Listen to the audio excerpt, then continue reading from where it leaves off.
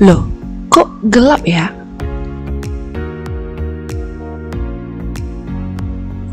Yeay, sudah terang lagi. Untung ada lampu, jadi kita bisa melanjutkan pelajaran kita. Di video kali ini, kita akan membahas tentang cara penyaluran listrik, pembangkit listrik, penghematan listrik, dan penggunaan listrik secara aman. By the way, kalian tahu nggak sih bagaimana proses jalannya listrik hingga sampai di rumah kamu? Yuk kita simak cuplikan video berikut.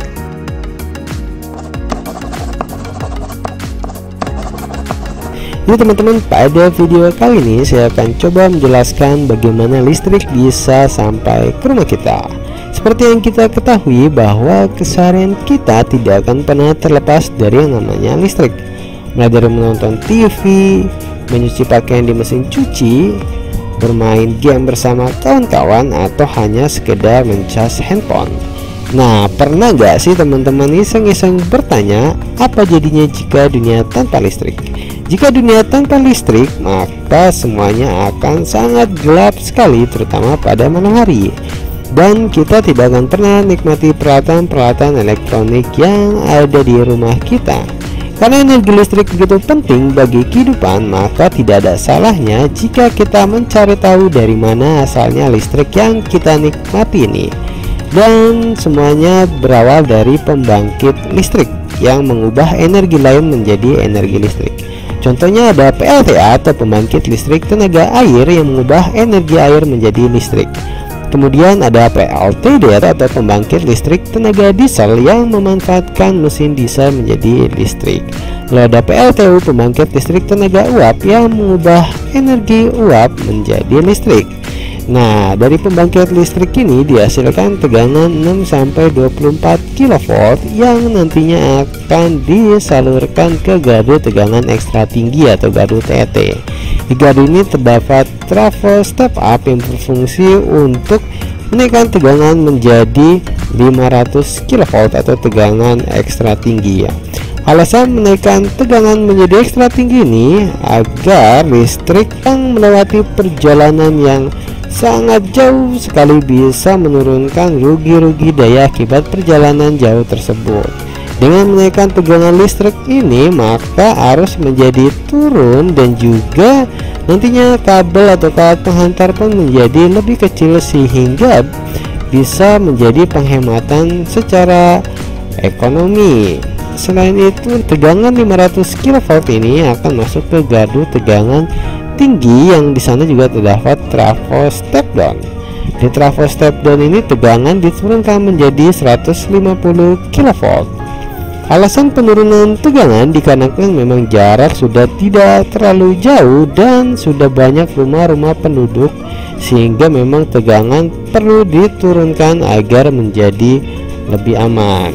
Kemudian tegangan 150 kV ini masuk ke gardu induk untuk diturunkan lagi oleh trafo step down menjadi tegangan 20 kV atau tegangan TM. Nah, tegangan 20 kV ini nantinya akan disalurkan ke pelanggan TM atau pelanggan tegangan menengah seperti pabrik-pabrik industri. Selain disalurkan ke pelanggan TM, tegangan 20 kV ini nantinya juga akan masuk ke gardu distribusi yang biasanya berupa gardu tiang. Di sana terdapat trafo step down yang berfungsi untuk menurunkan tegangan menjadi 220 volt dan nantinya akan disalurkan ke rumah-rumah penduduk atau rumah kita salah satunya. Nah, sudah tahu kan bagaimana proses jalannya listrik ke rumah kamu? Sekarang, Miss mau tanya, apakah kamu bisa menyebutkan apa saja contoh energi yang dapat digunakan untuk membangkitkan listrik? Nah, energi untuk membangkitkan listrik dibagi atas dua, yaitu energi yang dapat diperbaharui dan energi yang tidak dapat diperbaharui. We use energy directly for many things, such as lighting, cooking, heating water, running electrical appliances, and traveling in vehicles. We use energy indirectly, such as the energy we use to grow, process and transport the food we eat, and to make the goods we buy. We have learned about renewable and non-renewable energy sources. The use of non-renewable energy sources such as mining and burning fossil fuels destroy habitats and create pollution. This contributes to climate change and global warming. That's why we need the sources of renewable energy. Renewable sources of energy include the sun, the wind, and the moving water. Most renewable energy sources produce less pollution than the non-renewable sources.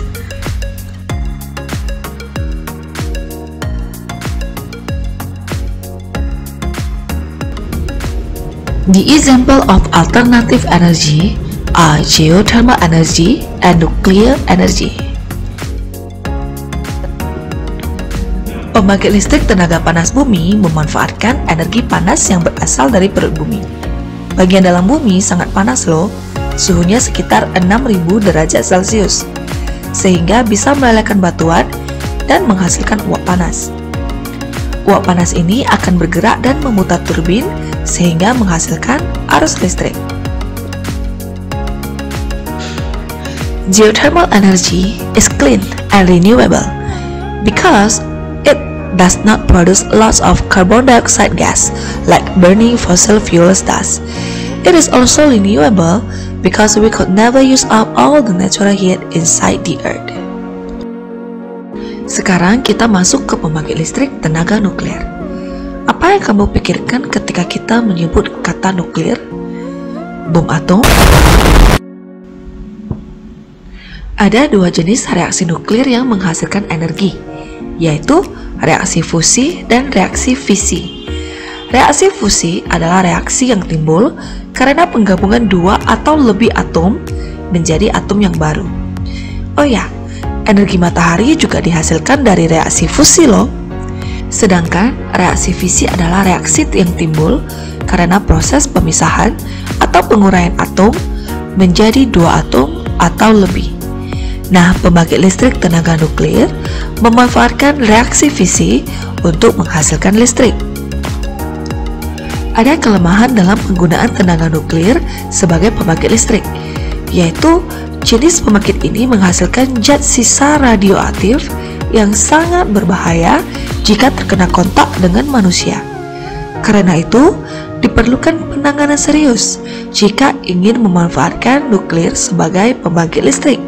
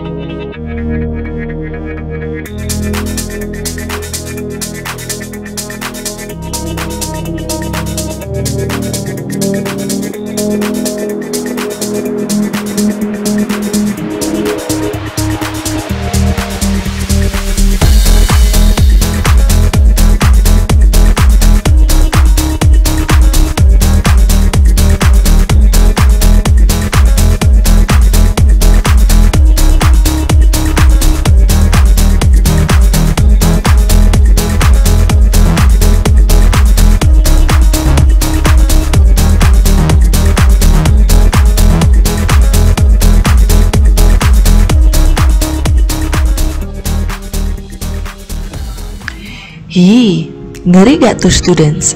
Padahal pembangkit listrik dengan kekuatan nuklir ada banyak kelebihannya loh. yaitu lebih ekonomis dan energi yang dihasilkan cukup besar.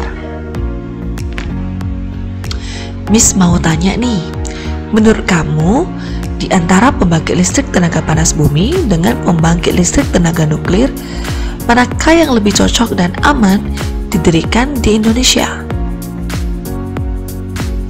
Jawabannya, pembangkit listrik tenaga panas bumi. Karena Indonesia terletak di barisan pegunungan Sirkum Pasifik dan Sirkum Mediterania yang banyak terdiri dari gugusan gunung api. Jadi, kemungkinan terjadi erupsi gunung Merapi ataupun gempa sangat besar. Nah, jika terjadi gempa, resiko terjadi kebocoran nuklir seperti di Jepang bisa saja terjadi. Bahaya kan? Selain itu, karena letak Indonesia di gugusan gunung yang masih aktif, tentu saja Indonesia kaya akan panas bumi, sehingga kita punya modal sumber daya alam panas bumi yang cukup untuk membangkitkan listrik. Tapi, bukan berarti pembangkit listrik tenaga nuklir mustahil didirikan di Indonesia. Siapa tahu, nanti kalian menjadi generasi penerus bangsa yang kompeten, dan di tangan kalian, Indonesia bisa punya pembangkit listrik tenaga nuklir. Who knows?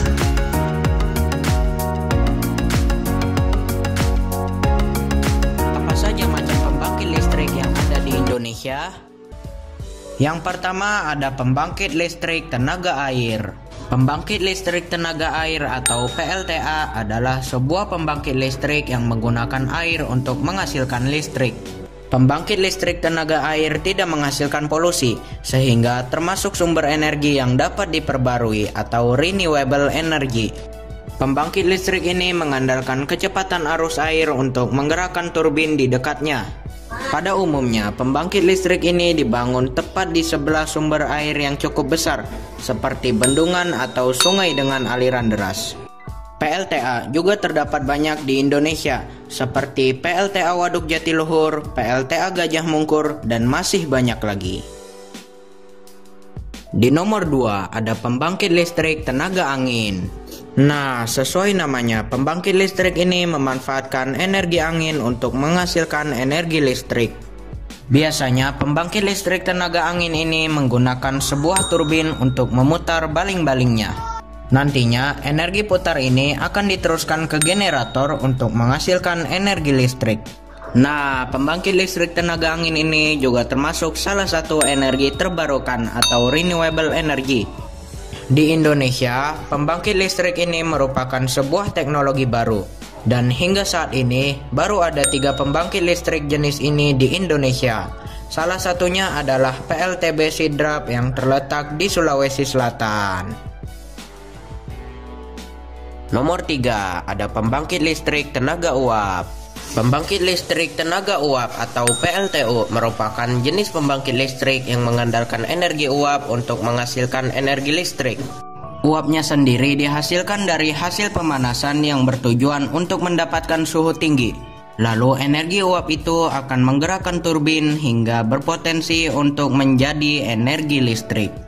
Nah, pembangkit listrik ini terdapat lumayan banyak di Indonesia. Salah satunya adalah PLTU Paiton di Jawa Timur dan PLTU Suralaya yang terletak di Provinsi Banten. Di nomor 4 ada pembangkit listrik tenaga surya. Pembangkit listrik tenaga surya atau biasa disingkat dengan PLTS merupakan jenis pembangkit listrik yang mengubah energi surya atau matahari menjadi energi listrik. Energi ini dapat digolongkan sebagai energi yang ramah lingkungan, hemat, dan efektif. Pasalnya, sinar matahari akan terus ada sepanjang masa. Pembangkit ini menggunakan perlengkapan seperti panel surya untuk menangkap sinar matahari. Selain itu, biaya pemasangan panel surya ini juga terbilang murah, sehingga banyak digunakan oleh masyarakat. Nomor 5, ada pembangkit listrik tenaga panas bumi. Pembangkit listrik tenaga panas bumi atau geotermal adalah pembangkit listrik yang menggunakan panas bumi sebagai sumber energinya. Dan energi panas bumi ini juga cukup melimpah di Indonesia. Cara kerjanya adalah panas bumi yang ditangkap kemudian akan menghasilkan uap yang dapat menggerakkan generator. Nah, generator yang bergerak ini akan mengubah energi yang dihasilkan oleh panas bumi menjadi energi listrik yang kemudian dapat digunakan untuk kehidupan sehari-hari. Nah, ada beberapa pembangkit listrik ini di Indonesia, yaitu PLTP Kamojang di Jawa Barat, kemudian PLTP Dieng di Jawa Tengah, dan masih banyak lagi. Dan itulah 5 macam pembangkit listrik yang ada di Indonesia.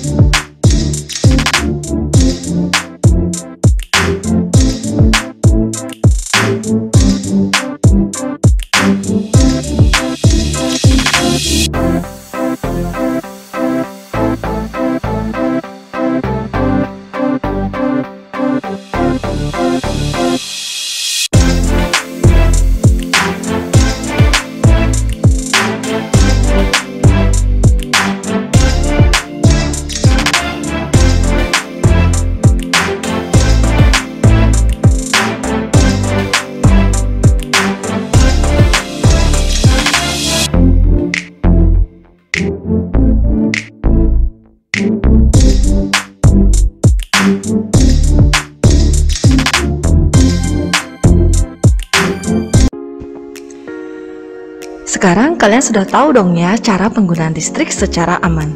Ini juga sudah ada di buku cetak IPA ESPS halaman 57. Sekarang kita kerjakan buku horor kita halaman 79. Well students, it is important to use electricity safely to stop accidents like electrocution and fires. Fires can burn down our houses and those of our neighbors. So we should always be responsible when we use electricity. Now we will discuss safe and unsafe practice when working with electricity based on picture in page 79. Picture 1. Do not put drinks or liquid near electrical appliances. Do not insert any object into electrical sockets other than electrical plugs. Do not plug too many wires in an extension socket at the same time. When taking a plug out of a socket, do not pull on the wire. Do not use a hairdryer near a bathtub. Actually, it's not only hairdryer. Do not use all electrical appliances near a bathtub.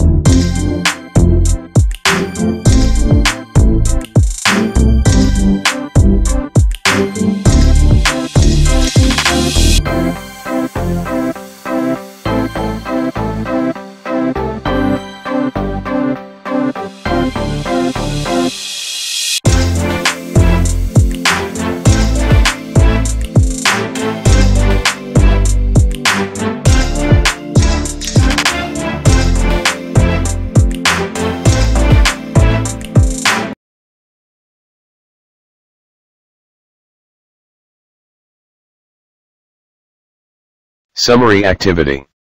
Complete the summary sentences. Use the correct words on the left. Cells. Clean. Electromagnet. Fission. Fluorescent. Fossil fuels. Fusion. Habitats. Mains. Non-renewable. Nuclear energy. Nucleus. Off. Pollution. Radioactive. Renewable. Tsunami. Turbines. Turn off. Wind turbines. Number 1. Blank. Energy sources cannot be replaced when used.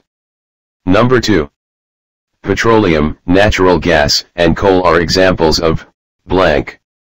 Number 3. Mining fossil fuels destroys blank. Number 4. Burning fossil fuels to generate energy creates blank. Number 5. Blank. Energy sources can be replaced when used. Number 6. Blank. Use wind energy to generate electricity. Number 7. Steam from deep inside the eater can turn generator blank in power plants. Number 8. Geothermal power is blank and does not produce gases that cause pollution. Number 9. Atoms have a blank at their center. Number 10. The nucleus is held together by blank. Number 11. Blank happens when atoms combine to make a new atom. Number 12. Blank is the splitting of an atom into two new atoms. Number 13. Nuclear power produces blank waste materials.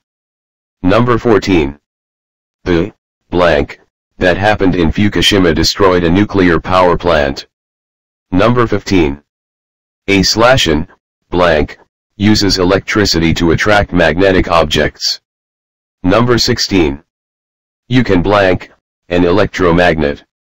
Number 17. Compact blank lamps are energy efficient than the incandescent lamps. Number 18. Switch blank appliances when you are not using them. Number 19. If we use blank electricity, we connect to the wall socket. Number 20. Blank that are used in toys and gadgets are another source of electricity.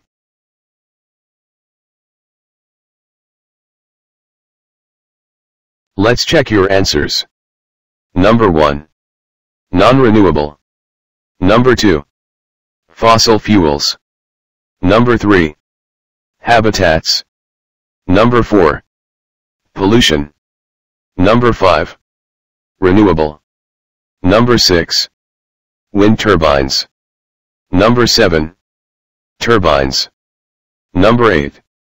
Clean. Number 9. Nucleus. Number 10. Nuclear energy. Number 11. Fusion. Number 12. Fission. Number 13. Radioactive. Number 14. Tsunami. Number 14.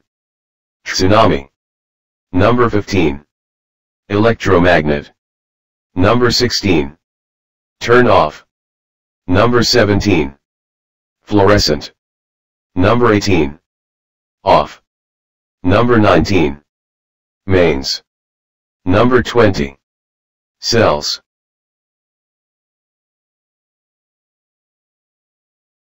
Practice activity. Page 81. Number 1. Blank is/are a non-renewable source of energy. A. Fossil fuels. B. Geothermal energy. C. Nuclear energy. D. The sun. The answer is A. Fossil fuels. Number 2. Blank is a clean energy source. A. Petroleum. B. Coal. C. Nuclear energy. D. Gasoline. The answer is C. Nuclear energy. Number 3. To save energy, we should, blank. A. Turn on many lights at night so that it will be bright. B. Keep the TV turned on when we are sleeping. C.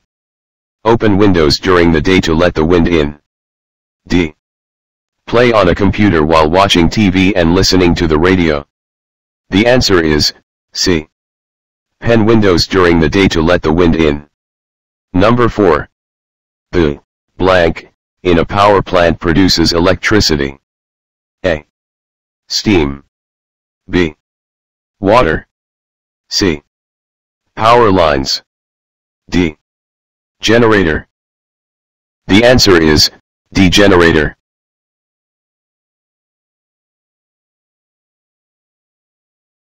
Part B. Tick the pictures that show safe uses of electricity.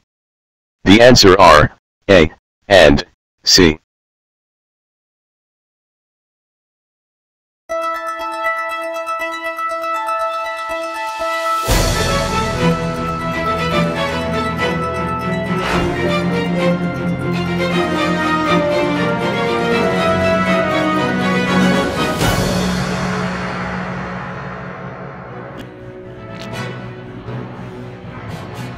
Selamat pagi students.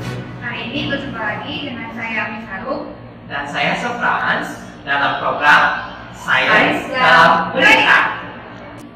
Kali ini kita akan membahas tentang sumber listrik cadangan yang ada di Sekolah Cipta Budaya ketika lampu PLN padam. Anak-anak, pernah lihat ruangan ini tidak? Ayo, ada apa di dalamnya? Nah, Miss Elis sudah ada di lokasi untuk melaporkannya kepada kita. Oke, silakan Miss Elis. Oke, sekarang ini sudah berada tepat di dalam ruangan genset dan di samping ini sudah ada Pak Sudarno. Nah, Pak Sudarno ini adalah pengurus ruangan genset ada di sekolah ini. Selamat pagi, Pak. Selamat pagi. Oke, Pak. Ini adalah ruangan genset ya yang ada di sekolah Cipta Budaya ini. Oke. Kira-kira Pak, genset yang ada di Cipta Budaya ini itu seperti apa ya mesinnya dan gunanya itu seperti apa ya, Pak? Ya, mesinnya itu ya seperti ya yang ada di sebelah itulah. Saya nggak bisa mengutarakan mesinnya ya seperti yang di sebelah sana itu. Kegunaannya adalah itu mesin itu untuk mengantisipasi apabila di sekolah ini terjadi pemadaman listrik dari PLN. Jadi apabila tiba-tiba mati listrik dari PLN, genset kita itu ya bekerja secara otomatis. Ya, jadi kita tidak terjadi pemadaman yang begitu lama. Jadi hanya sebagai pengganti lah arus dari PLN. Oh, oke. Pak, kira-kira ini cara kerjanya secara umum seperti apa, Pak?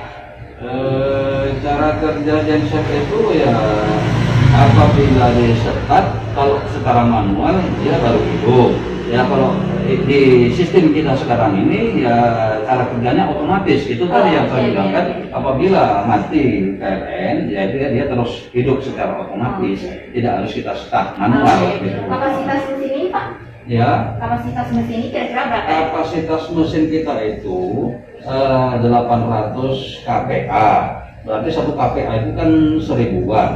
Jadi 800 kPa dikali 1000 berarti 800.000. Dikali lagi ada rumusnya 0,8. Jadi oke lah, simpelnya itu 8.000 kPa itu dikali 0,8 menjadi 640.000 watt.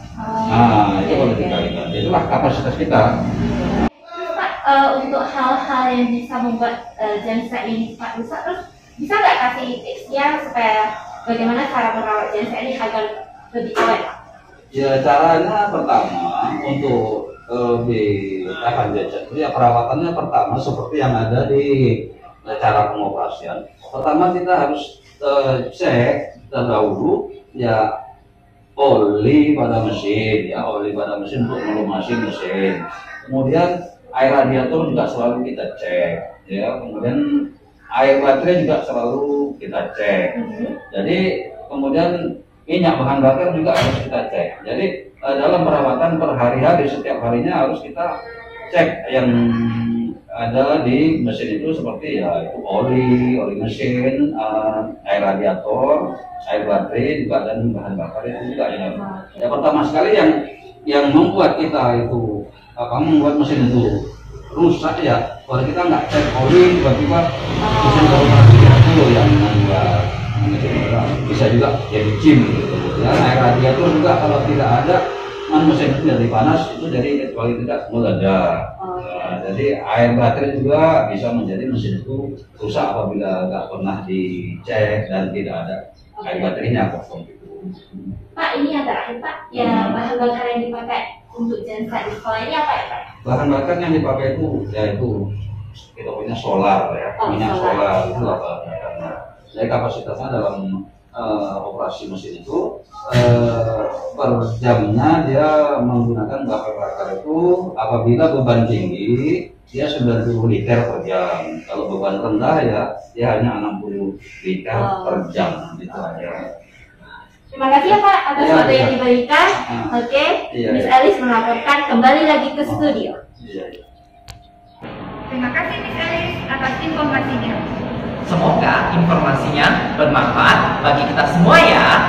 Oke, sampai berjumpa lagi dalam program Sains dalam Berita berikutnya.